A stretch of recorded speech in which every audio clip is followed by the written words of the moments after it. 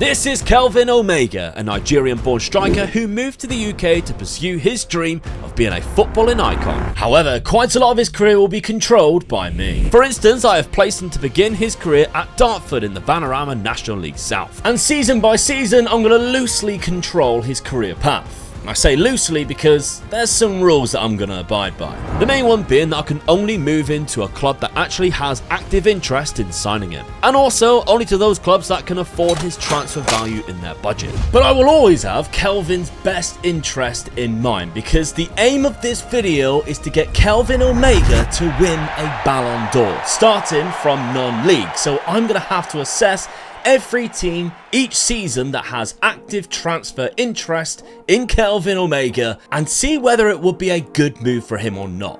There's no point in going to Manchester United in the first season of his career because they're never going to use him and that might stunt his growth. However, going to somewhere like Bristol City, who is in this test run, had active interest and just been relegated from the Championship and have 4-star training facilities, that would be a good move. But before we start Kelvin Omega's story, shout out to Second Yellow Card Matt for the inspiration on this video from his career ascension, Aaron Walker one. And this is Kelvin Omega, the 18-year-old Nigerian striker. He's on £200 a week at the minute, and as you can see from his attributes, yes, he probably looks quite good for the Vanarama National League South, but with good purpose. Now, I have set his current ability to 94, but his potential can go all the way up to 190 out of 200, which of course is the maximum a player can get. And for good reason, because he's not going to stand a chance at winning the Ballon d'Or if his potential isn't as high as possibly around about 190. But it's our job to get him there. Now, he does have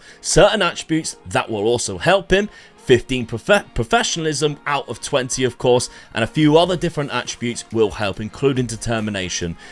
These are the attributes that we need so that once we make a good decision, hopefully to send him to clubs that will play him and have good training facilities, will develop his attributes and become the best player in the world. Now, I've selected Dartford FC as the platform that he can make a name for himself to begin with, because I've also set his reputation quite low. As I mentioned, they're in the Vanarama National League South. They've already played 4 games and they've only actually played him once so far. So it's up to Kelvin to break into that first team. Season preview sits them at 3rd place, so they could potentially get themselves promoted, but I'm hoping by the 2nd season, he might make some bit of a name for himself and we could actually find a transfer quite early on. As you can see, he's also in the Media Dream 11 for this division. So let's see if Kelvin Omega can bump himself into a first team, make a name for himself in the Vanarama National League South, and we'll check in with him in January.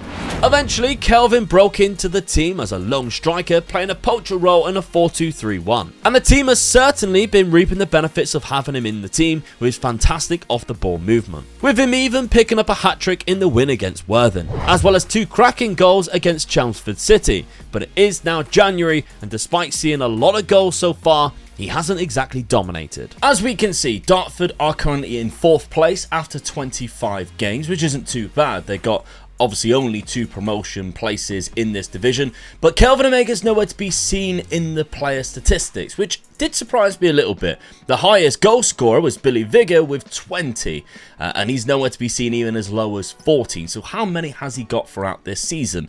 Now, if we take a look, Kelvin Omega, he has developed a little bit more by the looks of it. 10 goals in 20 appearances so far. Again, so he's not dominating, and that's 20 starts as well, and only 1 penalty, 2 player of the matches, and only a 6.81 average rating. But still, currently, no active interest, so we can't make a move just yet. I wouldn't really want to either. Let's give him a season at Dartford. Let's get to June and see if we can make a move then. The second half of the season is where Kelvin Omega absolutely thrived in a Dartford shirt, ending the season as the league's joint top scorer with 29 goals. He also became the provider too, as he assisted a very important Dartford goal from Archie Woods, the first goal in the National League South playoff final in a 2-0 win, gaining promotion for Dartford in probably his final game. And yeah, that's because Kelvin Omega is wanted by 16 clubs. Now remember, it can only be active transfers. We can see his attributes are looking fantastic. We can see now he's also jumped up from 94 to 110 current ability. And for age 19, that's a good current ability. It's not an amazing one, but it's a good starting point for a lot of different clubs. However, a lot of these clubs are Premier League or Sky Bet Championship, and I was really hoping there would be a step in between, a League 2 or a League 1 club who might be interested in Kelvin, so it would give us an obvious choice to go. Now, obviously, his actual agent is suggesting that his preferred choice would be Manchester City. However, I don't think a move to Manchester City would be a great one because I don't think they would play him. They still have Pep Guardiola. They only came second in the Premier League. And yes, they have 5-star training facilities, etc.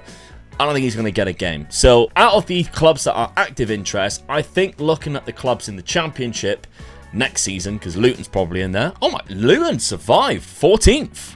Alright, Luton's not in there. I'll tell you who is though, Wolves, because they were relegated, as was Forest and Sheffield United. So the 3 relegated teams were all interested. Now, going up from the Championship, we've got West Brom, Leeds and Leicester. So Ipswich, who finished in 3rd place, another interested team. Southampton are also up there. And Middlesbrough just relegated into League 1. That's very interesting, because that could be a step. And they have fantastic training facilities. 4.5 star. This could be the move, you know. I know it's the lowest division, but that's kind of what I was hoping to get out of this, because I want him to play as many games as possible. Moving to Middlesbrough could be the way. Let me just have a reassess of things. Sunderland could also be an interesting one. They, as well as Middlesbrough, have 4.5 star training facilities. Their manager, Sam Allardyce, which, I'm not going to lie, really makes me want to actually put him in there.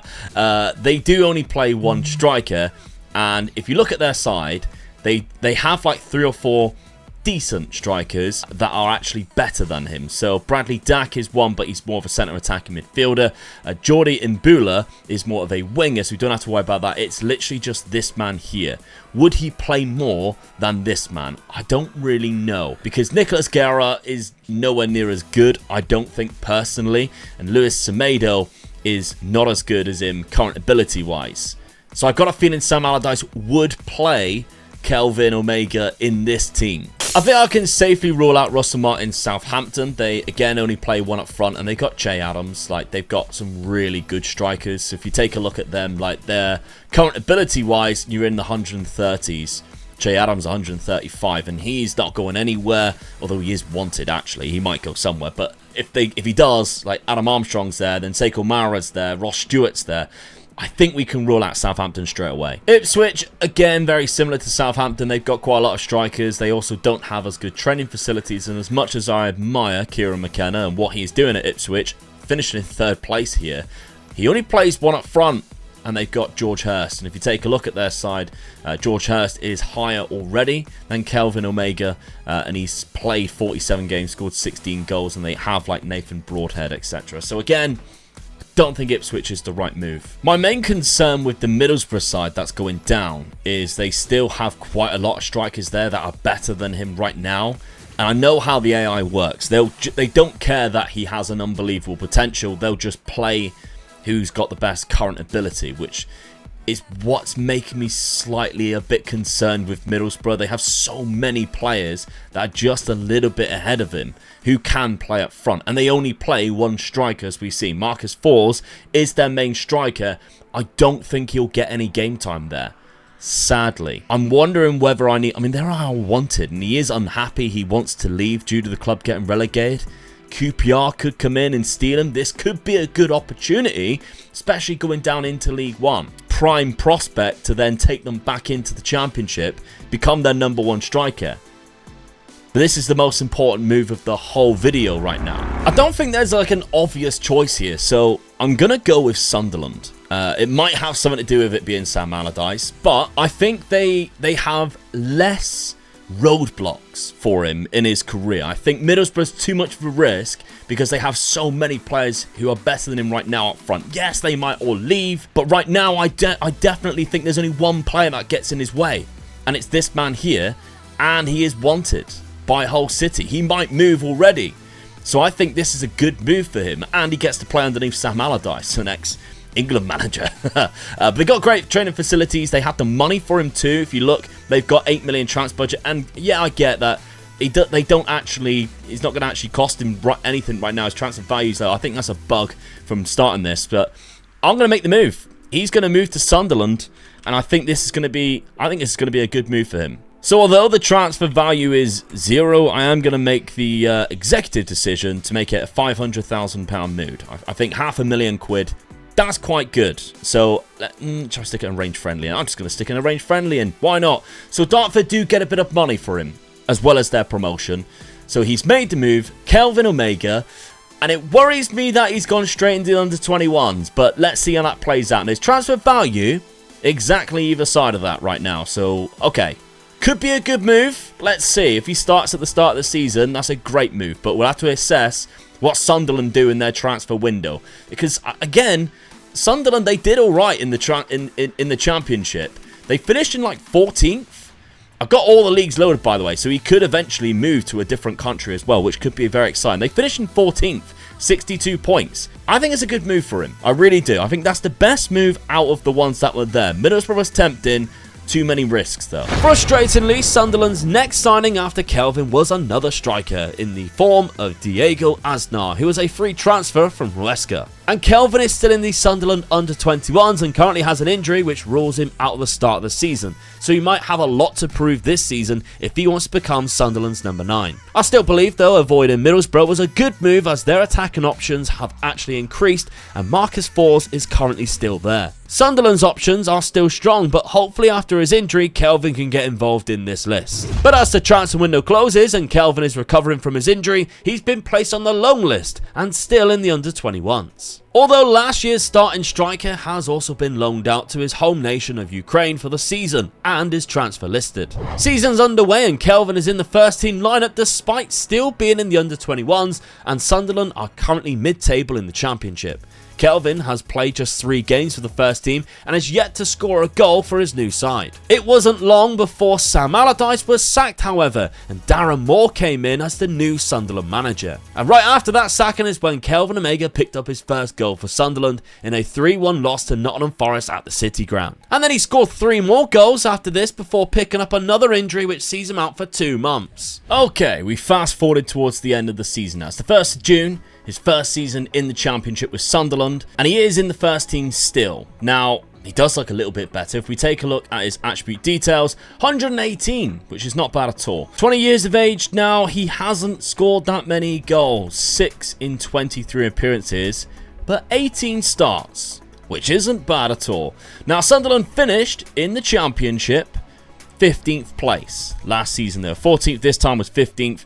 The manager is still Darren Moore, so he is still there in the job, and he is still playing just one up front. But Omega seems to be the guy that he is going to for the starting role after, of course, the couple of injuries that he did pick up at the end of December there. So, yeah, he had Christmas off, which was great, obviously, for him. But then back to business in February, by the looks of it, and played majority of the rest of the season in this Sunderland team.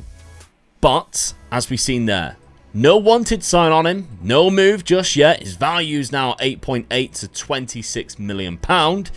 So, we'll have to see. Do Sunderland sign somebody else to play up front next season and replace him? Or do they stick with Kelvin as their number 9 up front? Bad news, they signed somebody else. Troy Parrott, who at this stage is a better player than Kelvin, and does seem to be Darren Moore's preferred option. And as we got to January, Kelvin had only started 3 games and in fact only scored 2 goals, which were both against Middlesbrough in the same game. Sunderland were having a cracking season in 4th place though, only a few points off top, and Troy Parrott was the 2nd highest scorer in the league with 13 and having a fantastic season of his own. By the end of the season, Kelvin had jumped up to 128 current ability, but still only started 3 games all season. Despite that though, Darren Moore's Sunderland side finished 2nd in the Championship and gained promotion. However, I came to Sunderland to see what transfers they made in the summer, and I noticed Darren Moore's not there anymore. So it appears that he has left to join somewhere else. Let's take a look. So Darren Moore left his managerial role, now the manager of Burnley. Where are Burnley, you may ask? Well, they're actually also in the Premier League alongside Sunderland. So I don't really know how they're going to do without Darren Moore. It appears that the manager Kevin Betsy, who I've never heard of, used to manage Plymouth Argyle in this, which is my hometown. He's from the Seychelles as well, which is quite interesting. But not exactly a manager with a lot of reputation by the looks of it here. Used to be at Crawley Town, and I know in 2022 that place was a bit of a nightmare.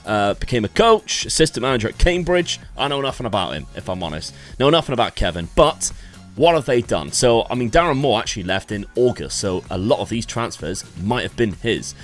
We can see that he did have a very active window, and in fact, there was actually a few that happened during in the January window, but we've got a couple players down here who are attacking threats. There's a goalkeeper there. And then we got Onyebule, a centre attacking midfielder. Johnny, who is a fullback, sorry. We've got another winger there. And Sarati, who is a centre-back.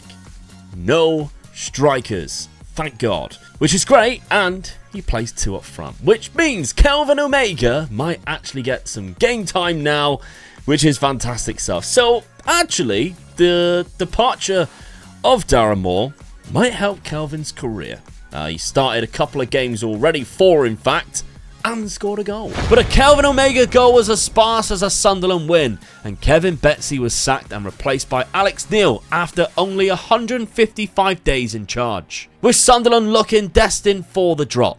Kelvin finished the season with just 6 goals in 32 appearances in his first season in the Premier League, but Sunderland were relegated in 19th position back down to the Championship. And for now, there was no active interest in Kelvin Omega, so we can't move him on, despite him now at 142 current ability as well. But maybe a full season in the Championship, as Sunderland's main striker is just what Kelvin needs to attract the interest for a move. That was until the 8th of July. Now, I've just been simulating kind of like week by week, and just checking that nobody was interested. And then finally it came up. He's unhappy. He wants to leave due to the club being relegated. There's 3 clubs interested. One of them Spurs, but they're only rumoured. There's 2 active interests, Brighton and Leeds. Now, Leeds have just been promoted from the Championship. They have an okay side. I don't know whether he would actually start. They've got £44 million in the transfer budget, but that will be all of their transfer budget gone on Kelvin, and I don't think they are in a correct situation or scenario where they have a team to stay up. I think the defence is slightly too weak. They've got a very good midfield, and I don't know whether he would actually start. However, Brighton. Now, Brighton, last season, had a great time. They actually finished in European football qualification in the Europa Conference League, 8th place, with 57 points, the same points as Manchester United, just with a worse goal difference. They also have Daniel Farke, who is, I actually think, a really good manager. And they play a 4-2-3-1, but they only have 1 striker. If you take a look at this, they actually only have Bilal Touré as an out-and-out striker, and they have João Pedro, who, yes, plays up front, naturally, but with 12 finishing. He's better on the left, isn't he? So, I mean, he's better than their strikers. This is the perfect move. Now, financially, they can just afford him. They have £45 million. The original budget was 81. They have already spent money on Bilal Touré and Rico Henry. But I think they need a better striker. And I do believe Kelvin Omega would be the perfect guy for that. He is valued at £32 to £97 million. It is basically all of Brighton's transfer budget. But if that's where they got, finishing, you know, without those players, and then they're bringing in Kelvin Omega, this is the perfect move for him because they have great training facilities to play European football. I think he will definitely benefit from a move to Brighton. I mean, everybody always praises how well Brighton treat youngsters and how they find these players. This is the perfect move, right? So I'm going to say £45 million. I'm going to be fair. There's 1, 2, 3, 4, 5, 6. That is £45 million bringing him in. That's a really good offer.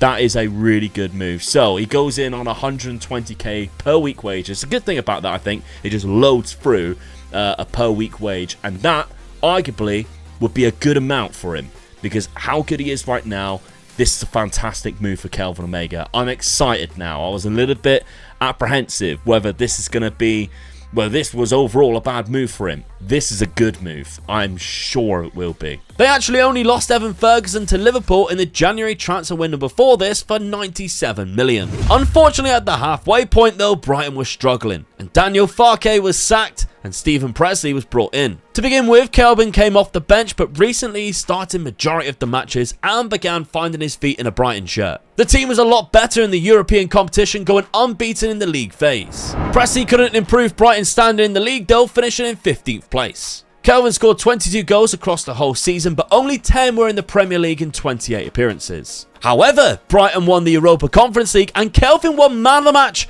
and scored a hat-trick in the final. Leeds were also relegated this season, so it was definitely the better move to take him to Brighton instead, albeit that they dropped quite far in the league compared to, but he's won his first cup competition and that's amazing, and he's now classed as their key player, which I found quite interesting too. It does look like maybe he signed a new deal. Is that a new deal he signed 2027? No, maybe it isn't. I don't know. I thought it was, but I don't think it is. But anyway, yeah, I mean, right now, he's looking fantastic, isn't he? I mean, all around, he's a great striker. 23 years of age now, so he should be coming into his prime. 157 current ability. Still far away from the 190, which I think will be a Ballon d'Or contender. But he really needs to up his game, doesn't he? Maybe this next season he can carry Brighton through Europa League and take them higher in the league table. That might then bring some interest in possibly other divisions too. I would not be against him moving to a La Liga side or to the Serie A. I actually want to do that. I want to see what he can do in other divisions, because I actually think it could be great for the Ballon d'Or contender if he has that. Maybe a Champions League win quite early on. He started playing for Nigeria too. We're going to have to follow that part of his career now as well. 7 caps, 5 goals that he's got so far. So we're going to have to track to see. This might be a World Cup year. I can't work it out. No, I don't think it is. So we're going to have to wait until we got a World Cup year to see how Nigeria do and how Kelvin Omega continues to grow. During August, Manchester United started showing interest in Kelvin, but didn't have the funds. A week later, though, we've got a bid. And I didn't really know what I wanted to do about when this type of thing happened. I thought it probably would at certain points, whether I could stop it or not. But as you've probably just seen then, it's actually Bayern Munich who come in for him. And I did just say how I would like him to go abroad and venture off into different divisions. And obviously the Bundesliga would be amazing. My only problem that I think with this bid, which I think will be accepted because it's for like £80 million, is I don't think he'll start at all. Ernesto Valverde uses a 4-2-3-1, and currently they have Ekitike up front, as well as Harry Kane, who is still there. They have an unbelievable side, don't get me wrong. Matisse Tel still there, he plays up front, although I do think Kelvin is probably better than him. And obviously Harry Kane is still there. He is 35 and wanted as well. He might move if that deal is done. I don't know. I don't think I should stop things like this. I think I should let it happen. But at the same time, kind of goes against what I was hoping would happen. I was kind of thinking, because right now he's like, what, 23? Like another year or two playing for Brighton would be perfect. Get the, your current ability up, because you're 159 now. He might, would he start? I don't know. I don't think he will. I don't think he'll start, but a season at Bayern Munich underneath Harry Kane could win the Champions League. It's interesting. I think we might let this one happen. Kelvin, of course, welcomed the move to Bayern and is now on 275k a week. In the first 6 league games, he had played in 3 of them and started 1, scoring 2 goals. Bayern ended the season as champions by just a point, but Kai Havertz won top scorer for the league. Harry Kane still seems to be the one starting most of the games, however, but Kelvin has frequently featured from the bench, mainly with a total of 22 appearances in the Bundesliga, scoring 7 goals. Bayern were eliminated from the Champions League at the round of 16 stage by Real Madrid though, and to Gladbach in the DFB Pokal semi-final. Out to close, and Harry Kane has been sold. He has gone to Saudi Arabia, age 36, which is obviously perfect for Kelvin Unless, obviously, they sign another striker. They haven't, by the looks of it. They've only signed a few defenders, a few players in the future that could become something. But Kelvin Omega looks to be their new number one. Under the manager of Ernesto Valverde, they play a 4-2-3-1. And at the start of the season, Kelvin has played both games so far and started both games. Now, he haven't scored yet, which is a little bit alarming. But let's hope that this is his calling season for the Bundesliga. And, of course, in that number 9 shirt for Bayern Munich. Well, out of the first 18 games, Kelvin started 12 of them and played 13 in total and only scored 4 goals. At this point, he gradually rose to 168 current ability. But those numbers, unfortunately, aren't even going to get you an invite to the Ballon d'Or ceremony. Okay, so the end of the second season now at Bayern Munich. We think that he's played more games, but maybe hasn't capitalised on his opportunity. Looking at his attribute-wise, I mean, he looks phenomenal, doesn't he? Like a world-class striker now. 171 current ability as well, so he's gone into that kind of caveat as one of the best strikers in the world. He only ended up scoring 14 goals in 28 games, which is obviously a goal every other game, with 1 appearance from the bench, so 27 starts. 2 assists and 2 player of the matches, though, gives you an idea of having not great of a season. However, Bayern Munich, they did actually win the league. So I've gone a little bit past here, but they won the league, 76 points. They lost 8 games and only drew 1 to Eintracht Frankfurt. Did they win the cup, though? That's the question. They did, after extra time. So he's won a domestic double there. They were very unlucky as well. They reached the semi-final of the Champions League, which AC Milan managed to beat them in that semi-final and go on and win it. They did absolutely stuff them, though. It was 5-0 on aggregate, and they went on and beat PSG in the final 3-1. So he has still got a bit of stuff to do, but as we can see here, no clubs are wanting him right now. He is obviously a big part player for Bayern Munich, and when you're at these clubs, it's very unlikely you are going to move until you become, you know, towards the end of your contract. But he signed another deal by the looks of it. He's going on until 2033, and he is their main striker now. If you take a look at Bayern Munich, Valverde's still there. He has played the most games up front for him this season. He has a great team around him. He just maybe needs to push himself a little bit more, because those numbers are not going to win you the Ballon d'Or, unfortunately. He started the following season in much better form, getting 3 goals in the first 5 games. But Bayern have bought some cracking new players who can also play up front. Not to mention, they recently bought in one of the best centre-attacking midfielders in world football too. But all of these players could actually stop Kelvin from winning the Ballon d'Or, or help him, either way. It's sink or swim for Kelvin, and thankfully it seems like he is swimming, and in fact thriving off of having some of the best creative players in the world around him. As by January, he has nearly matched last season's tally in just 17 games, and only 14 of them were starts. And what a monumental season it was for Kelvin Omega, with 26 goals for Bayern Munich this season, so he seems to have played quite a lot. 33 games in total, 3 off the bench. That 26 just league goals is phenomenal stuff. He also got 3 assists, 7 player of the matches, and his highest average rating across a season yet. Throughout the whole season, by the way, it was 37 goals, so another 11 goals in different competitions. So, I mean, they're doing really well. I mean, Ernesto Valverde, he's been there for how long now? He's been quite a while, so, you know, 4 years and nearly 5 years. He's won 4 leagues and 6 cups, so fantastic stuff. And that is another cup, because I can see we have defeated we defeated Kaiserslautern in the DFB Pokal final, although Kelvin did not score any of the goals. They were all scored by Vittorio Janssens, a 22-year-old Belgium international. But they did lose to PSG in the quarterfinal of the Champions League, and that is not good.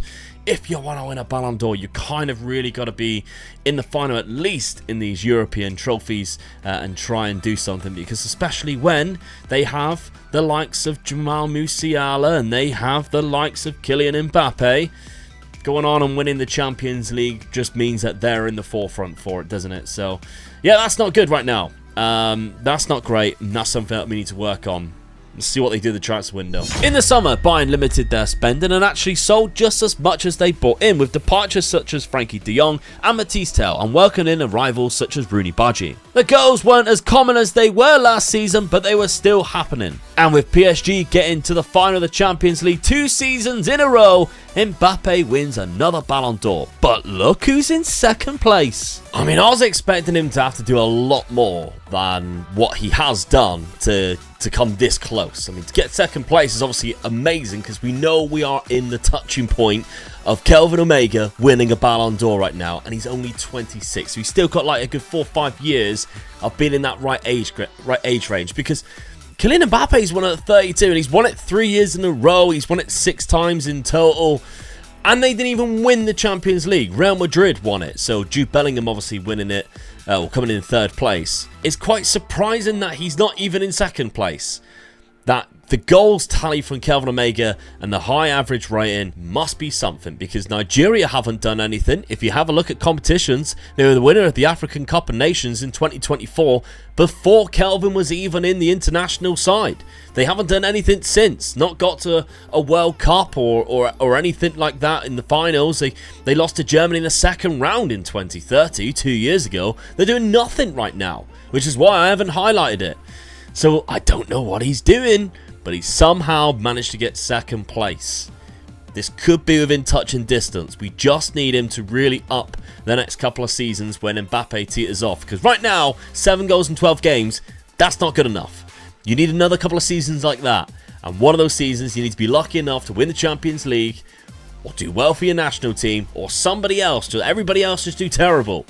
And then you're lifting that trophy. Did he do this? No, he ended the season with just 10 goals in 27 games. Bayern Munich also came third in the Bundesliga, and they lost in the DFB Pokal final. And Mbappe at PSG is getting a third crack at the Champions League. And no shock, but Valverde has been sacked by Bayern Munich. And hold on a minute, but Kelvin Omega is wanted by PSG, and it's active interest, which means we can make a move to PSG providing they have enough money to actually buy him. Now this is where it comes a little bit complicated, because he is 91 million minimum to 272, which means less than 6-figure millions is not really gonna cut it, is it? PSG, they only have 97 million. They have Julian Nagelsmann as well, who is obviously their previous manager. I don't know what...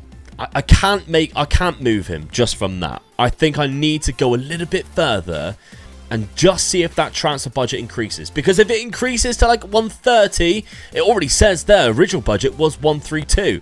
They've ended up spending something. Oh no, that was in the January. It's so close, because I could make the move. 97 for a 91 million minimum player. I think it goes kind of against the rules a little bit. I need it to be a little bit more. Let's see if it goes a little bit more. Okay, a month later, we have an update. Still wanted by PSG, who, if we have a look at the Champions League, are the current holders of the Champions League. They finally won one. They beat Liverpool in that final 2-0. So it's a good win. They now have 113 million.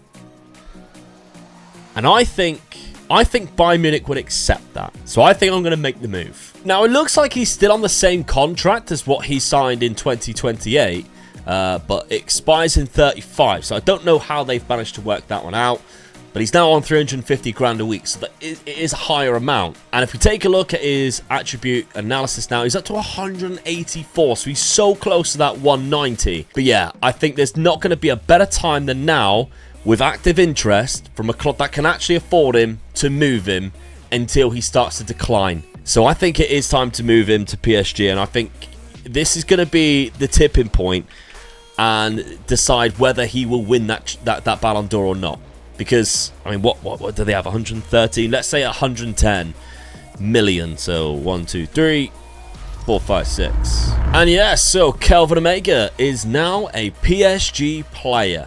A huge move. Does it pay off? Will he be winning the Ballon d'Or anytime soon? And of course, he's got former Bayern Munich manager Julian Nagelsmann there to help him. And Nagelsmann, well, he plays a 5-2-1 formation, and currently they have Gonzalo Ramos up front. Now, I do think Kelvin Omega is better than Gonzalo Ramos, because if you have a look at Gonzalo Ramos, 166, so he is technically better. He should play. He also has the likes of Jamal Musiala up there, and Kylian Mbappe, of course, who is 33, but the Ballon d'Or winner multiple times, still not any regression just yet. He's also there too. They've got an unbelievable team. They are the Champions League holders. There's no time like the present for him to win a Ballon d'Or next season. Hilariously, Nagelsmann left PSG to take the Bayern Munich job, and Thomas Tuchel is now Kelvin's new boss for the season. And Kelvin Omega has been on fire in Tuchel's new system, scoring a lot of goals in all competitions, with PSG winning back-to-back Champions Leagues. And it's the first time Kelvin has ever lifted the trophy. Unfortunately, Mbappe won man of the match in the Champions League final, and he had an insane season at the age of 34. But I guess we will find out, because Kelvin has been great too, scoring 27 goals in 32 league appearances. But it wasn't enough to even make the top 3, as Mbappe wins his 8th Ballon d'Or. 7 goals in 9 games before Kelvin picks up a slight injury and misses a month of games. Ended the season with a good per 90 tally, but worryingly low amount of games played. PSG won the Liga at Canter as expected, but in the Champions League it was a shock exit to Real Sociedad in the round of 16. So let's crack on with his 3rd season in Paris and hope it's better than his 2nd. And so PSG are champions with 82 points, 3 points ahead of Nice. Kelvin Omega, 17 goals this season, which is not great. And the average rating, he's nowhere to be seen either. Maxime Suya, who is an unbelievable player, heads that with the most assists. He is obviously the Mbappe replacement, and he looks fantastic. So Kelvin, what is going on with you, my friend? You're still looking great. Attribute-wise, nearly at that 190. Nearly. It's 63 goals in 89 appearances. A lot of goals for Nigeria too. We'll have to check to see whether Nigeria's been doing anything. But 17 with 2 assists, 1 player of the match. It's not great, if I'm honest. Only 30 goals throughout the whole season as well. I don't think it's going to be good enough to kind of like win any Ballon d'Ors or any awards. They did also win the Coupe de France, but they were eliminated very early from the Champions League, the knockout playoff round, in a 1-0 loss to Juve. They couldn't even score. Ooh, that's poor. So the Ballon d'Or winner, after of course the season before, it was always, and it's a new guy, it's Lamine Yamal. Fair enough. I mean, Kylian Mbappe retired age 35. And then straight away, Lamine Yamal comes in. But obviously, nowhere to be seen is Kelvin Omega. We've got Bukayo Saka, 32. And then this new guy, 25 years of age. Oh, every time I see a really good player now, I'm like, it's just another guy who can stand in his way. I mean, Lamine Yamal is only 26. He's even younger than Kelvin. So we've got a battle against that now. There's a lot of obstacles in his way. He really needs to push for a huge season at PSG. Another £250 million was spent in the summer, with £159 million going out. But it was the Italian side Juventus who once again stopped Kelvin's PSG side from getting very far in the Champions League. This time they reached the quarter-final after a 7-5 aggregate loss. Kelvin had a better time in the league though, winning the Golden Boot as PSG lifted the league title by a point to Rennes. And they lifted the Coupe de France as well. We still need to see an improvement as Milan's Werner wins the Ballon d'Or this year and Kelvin doesn't feature again. Skipping on a year to 2037 and we've seen a managerial change. Mikel Arteta is now at PSG. So, if we take a look at the previous managers, Thomas Tuchel left his manager role after 4 years, same time as Nagelsmann, funny enough, to join Newcastle. He's now the Newcastle manager in the Premier League. Mikel Arteta has come in, and as you can see, he has won some trophies. Yes, he's won the league. He's also won the Coupe de France, but he hasn't won the Champions League, and that's a shame. So, we won the league a little bit more comfortably this time around, 6 points. Kelvin Omega wasn't the Golden Boot winner, though. He only got 21 this season. I'm getting a little bit worried now, because he is 32. So, he might start to decline soon. He's still at 187 for now, but it might start to decline next season. We need him to have an unbelievable season for this to happen. But Champions League-wise, Where were they knocked out? They got a little bit further. They actually got to the semi-final before being knocked out by Arsenal. And Napoli went on into the final against them, which Milan obviously has that other really good player, so that's kind of a good thing. And Napoli won after extra time. And their key player right now is a man I haven't seen yet, but he's basically Kvaratskhelia at the same time as Kvaratskhelia, so they got both, but he's obviously playing up front now. He's actually, oh no, he's moving, about to move to Atletico Madrid. So the Ballon d'Or winner, the previous one that just happened this season, was Paulo Werner again. So 2 years in a row, he won that competition, and as we can see, no Kelvin Omega, not in there. Not even in the top 3. He also failed to make the top 3 that year either, but maybe as expected as Lamine Yamal won his second. Unfortunately for us, he's kind of like trapped at PSG for a while. I mean, he's just stuck on not for sale, which means nobody's ever going to be interested and have that active interest for us to ever be able to move him, to maybe give him another opportunity. He's still at PSG right now, and he's still really good. We just got to keep hope that he can have an unbelievable season. 184 current ability at 33 is still phenomenal stuff, and as long as he keeps playing, we have the hope. However, dropping down goals for the last 2 seasons is not great. His average rating is still high, not as high as last year. We just got to hope that they do something. Arteta plays in a way that still favors him, playing him as a lone striker with, this man who's absolutely incredible out on the left-hand side. We got Rosa on the right, who's really good too. Maybe they are going to help provide, I don't really know, but PSG were still winning the league by 4 points there, but it's just the Champions League. And this time, out by Freiburg in the knockout playoff round. It's kind of embarrassing, isn't it? The Napoli striker winning the next Ballon d'Or proves that you need to win these competitions to be recognised with all 3 new-gen lineup too. However, Kelvin Omega used this season to show that there's still life in the old dog yet, and put on an incredible performance this season to really throw his name into contention. But what can't be helped is his teammates letting him down, and Arteta was sacked and Xavi was brought in. And despite Kelvin scoring 32 goals in just 30 appearances, PSG finished in 4th place in the league, only lifting the Coupe de France this season. And worst of all, being eliminated from the league phase of the Champions League with only 2 wins out of 8, finishing in 26th place. So it's probably no surprise that the 2039 Ballon d'Or winner is not Kelvin Omega. Lucio Scarano from Spurs, and Jesus, this is the types of players you got to contend with.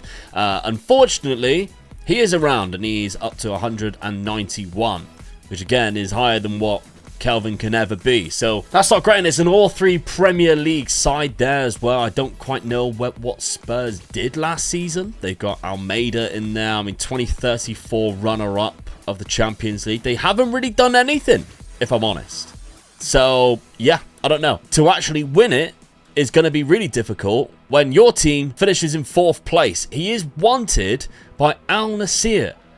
Now, I don't want that move to happen, obviously, because he's never going to win a Ballon d'Or when he goes to Al Nassr. Luckily, as we are right now in the 12th, because I come back for that Ballon d'Or, they're in 1st place. Xavi's turning the team around. They do, however, have better players, which might overshadow Kelvin.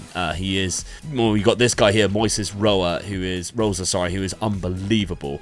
But he is still playing. It doesn't say he is there, but he is still playing. He's played 11 games so far and scored 11 goals this season, which is amazing, really, with 3 assists and 2 player of the matches. We need a Champions League. What we don't need is PSG to be eliminated in the round of 16. Damn it. PSG won the league again and Kelvin scored 26 goals. But we are really running out of time to fulfill Kelvin's dream. He's 35 years old now and starting to decline in attributes. Another new name winning the Ballon d'Or with Aquino Delaney, who is an unbelievable right-sided midfielder. Dutch that plays for Manchester City, and both Skulic and Werner, who finished 2nd and 3rd, obviously chasing multiple Ballon d'Ors for them too. But there is some news, and it's not good, unfortunately. Kelvin Omega made a move and I couldn't stop it. So kind of like what happened before, it happened while I was simulating and holidaying through very quickly, just straight away, straight to Al Hilal. And yeah, I feel like that's his Ballon d'Or dreams over. However, I don't think he's going to care too much when he's on 900 grand a week tax-free. So, who's the real winner here? Because I'm pretty sure winning the Ballon d'Or doesn't give you 900 grand a week. And he's got a contract for the next 2 seasons. So whether he sees that out or not. I don't know. But yeah, I think that is challenge complete, or challenge incomplete, and challenge over. 164 current ability. But hey, we'll just have one last check. Now, I realise I never quite mentioned what he actually moved for. It was £33 million that he went to Saudi Arabia, which, I mean, for a 36-year-old is a lot of money, but fair play. I mean, he's on so much money, I don't think he really cares. I think we're going to call the end of the challenge there. I did consider going just to see whether he would win the Ballon d'Or next year, but I think that's hopefully wishing it would never happen with it. He had one good season, 2031, where he finished in second place, only behind Kylian Mbappe. And it just so happens that PSG were dominant back in the Champions League then. And then as soon as he moved to PSG, they kind of fell off a cliff a bit because the manager left, which was really frustrating, if I'm honest, that happened. But those are all the things that we cannot control here. Kelvin Omega did have an unbelievable career. A lot of times he scored close to 30 or even above 30. That season there where he was like 34 and scored 32 goals in 30 appearances, absolutely bonkers. But it wasn't quite enough. We couldn't lift the Ballon d'Or trophy, which was his dream as a child, but I bet he never imagined being on that much money. So, there we go. I mean, all the way from Dartford as well. Starting off at Dartford, that first move to Sunderland to 500k. Looked like it was going to be a shambles. It turned out to be alright. And I don't quite know how long this video is, but I really do appreciate you coming along for the journey. I hope you enjoyed the story, even though we couldn't quite fulfill the actual task in hand of lifting that Ballon d'Or. We couldn't quite do it for Kelvin Omega, but if you enjoyed this video, maybe we'll aim to do some more stuff around ideas like this and stories and longer videos. I would really enjoy doing that because I've really enjoyed doing this. Now, there's some other things I do want to cover, including... well, there's a title belt right behind me. In case you didn't know, I do professional wrestling, and I've started up my own non-profit promotion, which means all the profits will be going to a charity. And we have selected a charity which is quite local to our community, but I think it will help that everybody will know all about it in case people who might not be able to go to the event, because we are hosting our first show just outside of Plymouth in a place called Saltash on the 9th of March. And if you'd like to come and watch, please do. If you can make it down and buy a ticket, I'll be there all day. So will my dad, and you can meet us and you can get to know us in person and have a picture with us, etc. and watch some professional wrestling. And we've got a cracking card hopefully planned for you for March the 9th. Now, I'll put all the links to tickets at the top of the description, but there's also going to be a link there for a donation page should you not be able to make the event but you still want to support what I'm doing for this charity. And the charity that we've selected is a Plymouth Hospital charity, which is the Keep Me Close Foundation, and it's all to do with accommodation for parents of children who are born prematurely and need that extra care still in hospital. So that's what the charity is providing. I think it's a great cause, and I'm really happy that we can team up with them. The promotion itself is called Tamar Community Wrestling, which is exactly where we are based, right by the Tamar Bridge, which is where Saltash, the first show, is being held. So I'm really excited about it. I'll leave a link to the donation page at the top of the description as well. If you can, even just donate £5, I would really do appreciate it. We've got a target of £200. I'm hoping we can smash that just from your guys' support. I really do think we can do that and make a difference in our little community here, but thanks to the whole world because of you guys. So I really do appreciate that. And of course, the last thing, if you haven't checked it out yet, we've started Glory Hunter. I'll stick episode 1 up right here. It's me versus Dad. We've got 20 seasons to complete Glory Hunter on a save against each other. Yes, it's as fun as it sounds. Go check it out right now.